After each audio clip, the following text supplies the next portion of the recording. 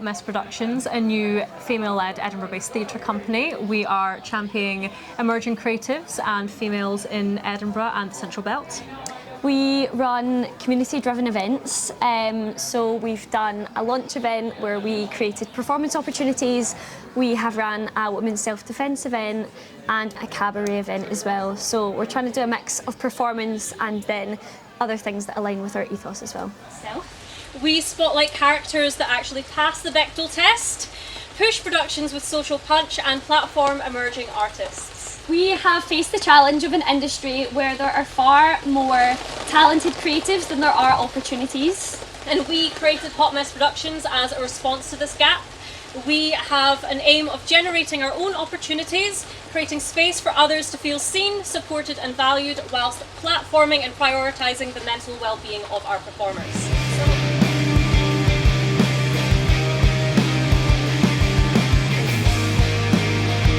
So I grew up doing dance, that was kind of my thing, and then when I was 12 I did like an audition for a musical theatre thing, but I didn't sing, so it was a bit of a flop, and then I kind of realised that I had to go and do some singing lessons if I wanted to try that again. I was a bit humbled, and then I started doing like acting classes when I was 12, more for like the social aspect, to kind of make friends at that teenage age. And then, just kind of fell in love with it and really enjoyed it. And then, that's how it began. Yeah.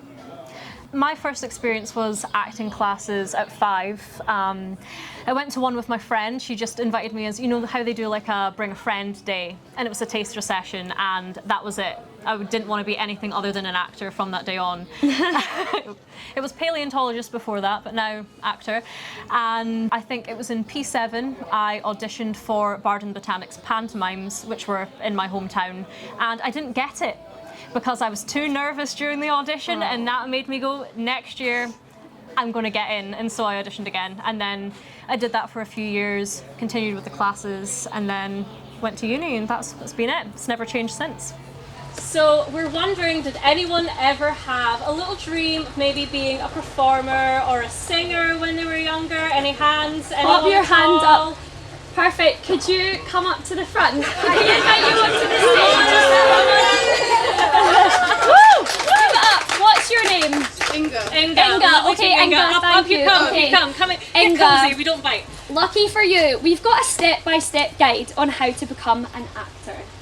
So we're going to have a look at your chances. The first thing you're going to have to do is you're going to have to go to drama school, right? Because without drama school, it is impossible for you to get on any casting platforms, join a union, or get an agent. So we're going to have to get into drama school. What do we think our chances are?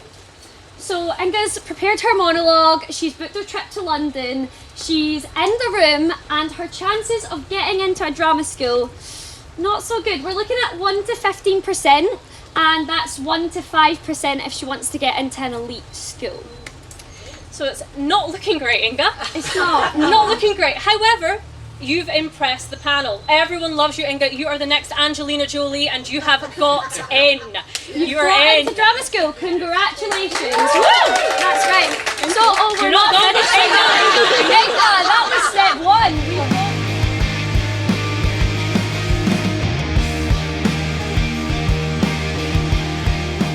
Really well. Yeah. It was such a different experience for us as actors, going on stage not as a character and instead being Early and Ailey and Hot Mess, but it was really fun and the audience were lovely. Everyone at the event's been really supportive, so it's been a good night. Yeah, we were glad to have a good audience participant. We did bring someone up on stage. We're actors, of course. Before the event, we're like, but what if no one puts their hands up? Then we're like, we're gonna have to just pick someone. Do you know what? We had options. We had multiple hands up. Yeah. And she was very gracious, so she was there for it. So that was good as well. It was really good. Yeah, very successful. And I've had some really lovely conversations afterwards, which has been really nice since we're not really in the business element. Like, we're very creative and like navigating the business side of it. So it's been nice to chat to people. We have had to play many gender-swapped roles, we've had to perform as men, and we have also had to perform as trees. And so we have decided to make a change and create spaces for real female stories. Yeah, in these images you can see us both playing men in our graduate productions, which agents would come to see to hopefully sign us.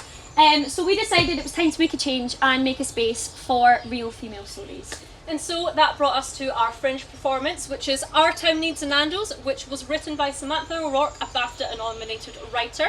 Our Town Needs a Nando's is a bold, emotionally nuanced and sharply funny new coming-of-age play about girlhood, friendship, identity and the small towns that shape and sometimes suffocate us. The story follows 5 girls who are simply trying to survive growing up in a world that expects so little of them. Teenagers are often dismissed or misunderstood, and this piece shines a light on the complexity of their lives while celebrating their resilience, humour and solidarity. The characters come from a wide range of backgrounds, ethnicities, sexualities and religions to reflect the diversity that's found in real classrooms today, and ensures that there's a little piece of us all in every character and that there's real representation on our stages.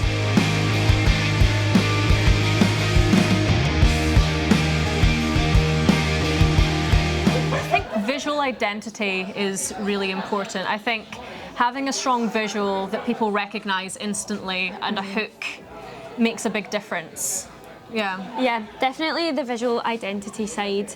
I think like people kind of would instantly know our brand just by like the colour scheme, or like if there's a lipstick mark. And stick to the colours. Like we've got necklaces with chilies on them and people are like, oh, hot mess. Or like people will come up to me wearing a top with like a lipstick or a chili that's nothing to do with us and be like, oh, this is so hot mess your branded. theme, yeah. So I think having like a strong brand identity, and then I think be creative with it.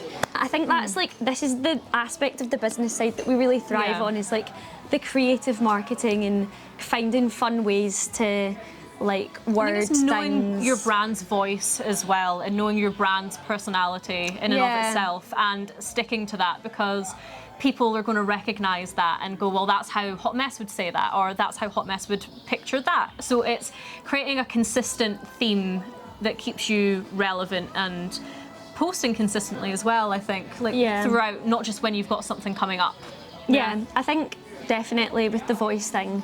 And also getting your own personalities in there as well, and letting them know you as people, because I think people are far more interested in other people than they are in brands, and so that kind of parasocial relationship can only occur when it's you and your personality. Yeah, especially when we started the brand and we started to post on social media, we really wanted the tone to like encapsulate the way we are, like as girls, like young women. Yeah. So we're like, oh well, you know, we talk about the characters, we want to be like messy and funny and fierce. So we're like, we're not gonna word things in a really like corporate serious manner. Yeah. So we like to kind of bring humour into the tone of it as well, and keep it quite unserious as well. Yeah, we've realised that with TikTok that it's such a good platform to gain followers and community off of, because they fly in. It's so easy to reach people so fast, but it's so hard to create like valuable visual content all the whereas time. a video, like we can do a photo shoot easily, and we also tend to do multiple photo shoots in the one, so we've got like 20 outfits with us, suitcases with an upon artistic suitcases, vision. fully Everything ready. comes back to the artistic vision. Yeah, but always. We have generated over 40 new roles and opportunities for creatives within the first 4 months of us being a company. We are trying to build a company that cares about the people making and applying to our work. That means we are trying to prioritise the mental health and well-being of performers and creatives we work with. We are trying to foster collaboration over competition and create a space where artists feel supported, heard and valued. Our goal after the Fringe is to create a mental health support group for early career performers, because we understand how isolating it can be to graduate and now you're on your own in, as you've seen, a very rejecting industry. So that is one of our main focuses. And as you can see from these pictures here, as performers we've had to play roles that have been extremely emotionally taxing on our own mental health, and we feel that there's a lack of support for actors who have to put themselves through that, which is why we are partnering with Say Women, who are a Glasgow-based charity who support women aged 16 to 25 who are survivors of sexual abuse.